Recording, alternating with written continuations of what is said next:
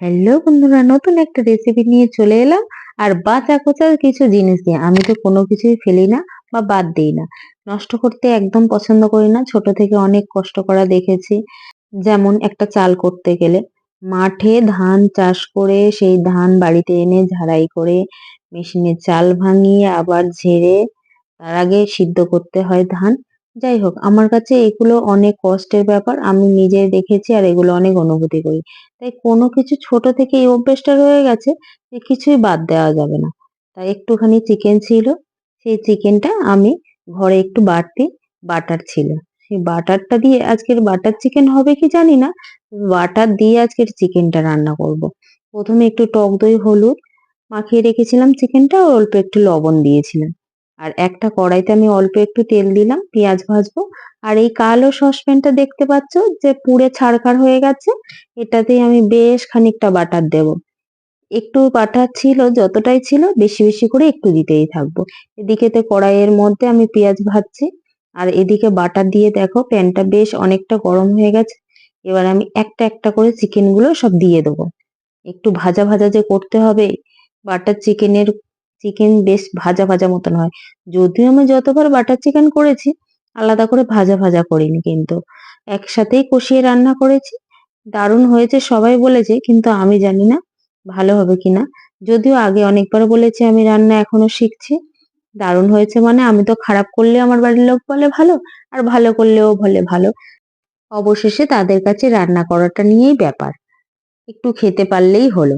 আর এদিকে দেখো পেঁয়াজ ভাজা প্রায় হয়ে গেছে।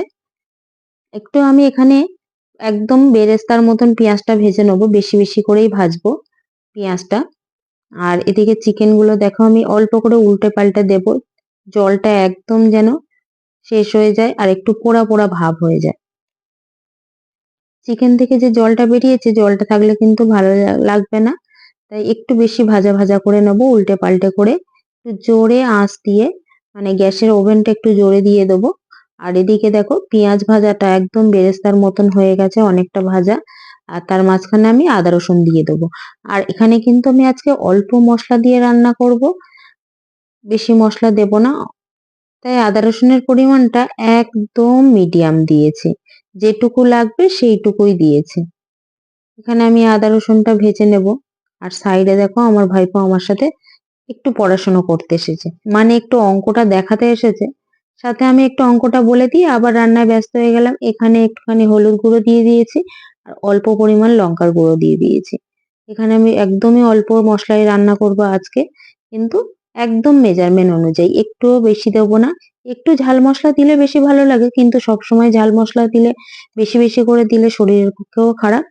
আর এখানে জিরে গুঁড়ো ছিল, একটু অল্প করে দিয়ে দিলাম। এটা কিন্তু শুধু জিরে গুঁড়ো দিয়েছি আমি। দিয়ে অল্প একটু জল দিয়েছিলাম আগে থেকে, আর একটু বাটারও মাঝখানে আমি দিয়ে দিয়েছিলাম। আজকে কিন্তু আমি বলেছি অনেকবার বাটার ভরে ভরে দেব, তাই আবারও একটু বাটার দিয়ে দিলাম। আর আমি তো তেলের দিক থেকে একটু কিপটামি করি, তোমরা হয়তো আমার রান্নায় দেখেছো, জানি না, অনেকের মনে হয় বেশি, অনেকের মনে হয় কম। তো আমার মনে হয় আমি একটু কম তেলেই রান্না করি। আর এখানে আবার একটু লবণ দিয়ে দিলাম, দিয়ে মশলাটা বেশ ভালো করে কষিয়ে নেব। এবার কিন্তু চিকেন কারি মশলাটা দিয়ে দেবো। এই এভারেস্টের চিকেন কারি মশলাটা চিকেনের মধ্যে দিলে কিন্তু একদম অপূর্ব একটা স্বাদ আসে। জানি না, মশলাটা আমার কিন্তু খুব ভালো লাগে। তাই আমি প্রতিটা চিকেন রান্না করার সময় এই মশলাটা একটু দিতে থাকি। এতে কালারটাও বেশ ভালো আসে। দেখো এদিকে চিকেন গুলো ভাজা ভাজা হয়ে গেছে, অনেকটা সুন্দর দেখতে হয়েছে।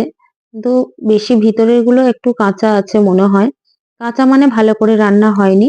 এই চিকেন গুলোতে এবার কষিয়ে নেবো, ওই জন্য ভিতরে একটু কাঁচা থাকলেও অসুবিধা নেই। মশলাটা কষানো হয়ে গেছে, এই পোড়া পোড়া চিকেন গুলো এবার দিয়ে দেবো উপর থেকে। দিয়ে অল্প অল্প আঁচে কিন্তু আমি অনেকক্ষণ ধরে কষাবো। পুরো রান্নাটা কিন্তু আমি কষিয়ে কষিয়ে রান্না করব, বেশি জল দেব না, অল্প একটু জল দেব লাস্টে। একদম মাখা মাখা করবো, একদম গায়ে গায়ে চিকেনটা করব। চিকেনটা কিন্তু আমি ঢাকা দিয়ে দিয়ে অনেকক্ষণ ধরে রান্না করব।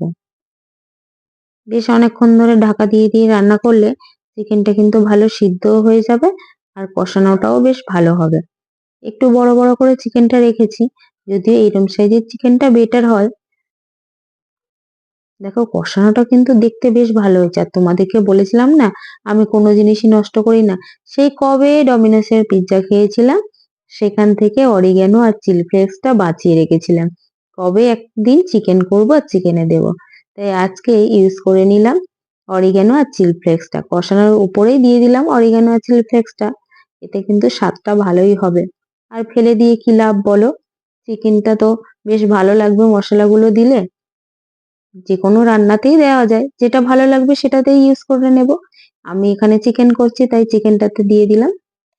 অল্প একটু চিলি ফ্লেক্স বাঁচিয়ে রেখেছিলাম আর অল্প একটু অরিগ্যানো, ওই সামান্যর মধ্যে অল্প একটু করে দিয়েছি। লাস্টের দিকে একটু দেব, তাতে কিন্তু আরো স্বাদ ভালো আসবে কিন্তু। অল্প অল্প কষাতে কষাতে প্রায় হয়ে এসেছে দেখো। আর রান্নাটা কিন্তু বেশ ভালো লাগছে দেখতে, খেতে কেমন হবে কিন্তু বলতে পারছি না।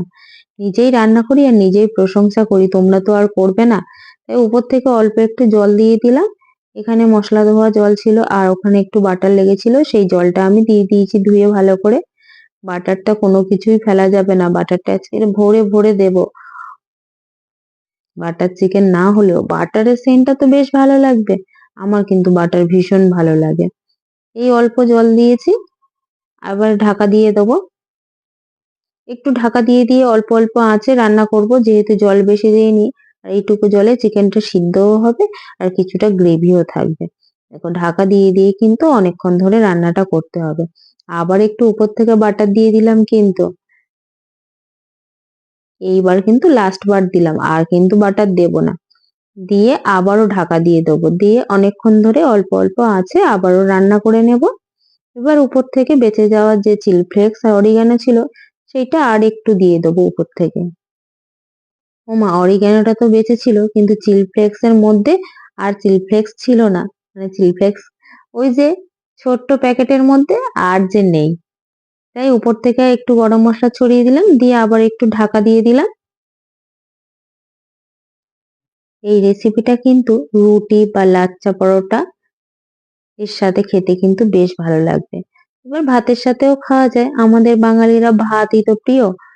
তাই আমরা ভাত দিয়ে খেতে বেশি ভালোবাসি, কিন্তু পরোটার সাথে খেতে দারুণ লাগবে। তোমরা চাইলে তোমাদের পছন্দ মতন কিছু খেতে পারো, ভাত রুটি পরোটা। তাহলে বন্ধুরা, বাটার চিকেনের মতন রেসিপিটা কেমন লাগলো? ভালো লাগলে লাইক কমেন্ট শেয়ার করে অবশ্যই জানিও। আর রেসিপিটা কেমন হয়েছে আবারও একবার জানিও। সবাই ভালো থেকো, সুস্থ থেকো, টাটা বাই বাই আজকের মতো।